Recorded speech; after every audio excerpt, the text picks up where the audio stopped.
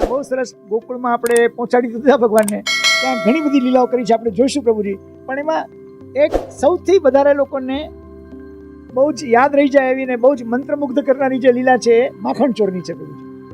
તો ભગવાનની આ લીલાનું શું મહત્વ છે માખણ ચોરીની, અને ભક્તોને કેમ આટલા બધા મંત્રમુગ્ધ કરે છે પ્રભુજી માખણ ચોરીને, એના વિશે તમે અમને જરા સમજાવો. આમ તો ભગવાનની લીલા અનેક છે. ભગવાન કૃષ્ણ પ્રગટ થયા, મેં કીધું એમ આગળ કે એ લીલા કરવા માટે પ્રગટ થયા છે. ભગવાનની બધી લીલાઓ છે, બધી અદ્ભુત છે. અદ્ભુત છે. કોઈ પણ લીલા સ્વાભાવિક. ખાંડ તમે ખાઓ કે સાકર ખાઓ એ તમે સ્વાભાવિક છે. તમે ગમે દાણો ગમે ત્યાંથી મીઠો જ લાગે. એ કૃષ્ણની લીલા છે ને એ મધુર છે. લીલા મધુરો બાલબચ્ચાજી કીધું કે લીલા પણ એની મધુર છે. પણ ચોરી લીલા છે અને એ માખણ ચોરી લીલા, ઓહો એનું તો ક્યાં વર્ણન કરું.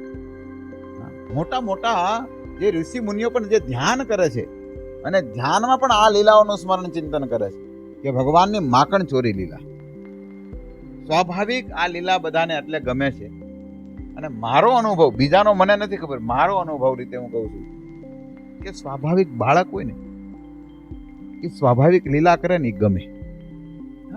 સ્વાભાવિક ગ્રહસ્થ લોકોનો છોકરો 1.5-2 વર્ષનું હોય અને એ સ્વાભાવિક કંઈક વસ્તુ ઉપાડે, સ્વાભાવિક કંઈક પ્લાન હાથે પાણી પીવા મળે, 2 વર્ષનું હોય, કંઈક બોલે તો સ્વાભાવિક મજા આવે છે. એ કદાચ આમ ખરાબ કરે ને તોય ગમે, આપણે ઊંધું ઢોળી નાખે તોય ગમે. સમજાય છે? તો માતા પિતા ખુશ થાય. હા, જેવી રીતના પાણીનો ગ્લાસ હોય, એ ગ્લાસ ભર્યો હોય 1.5 વર્ષના છોકરા પાસે, અને એ માતા કે બધા જોતા હોય એ ગ્લાસ લઈ આવે ને પછી આમ ઢોળી નાખે તોય એ માને ગમે. એમ એટલે આને કેટલી ખબર પડ્યા મળી કે આ ગ્લાસ આમ પકડાય આમ ઢોળાય. એ જે કોઈ મોટો કરે તો ન ગમે.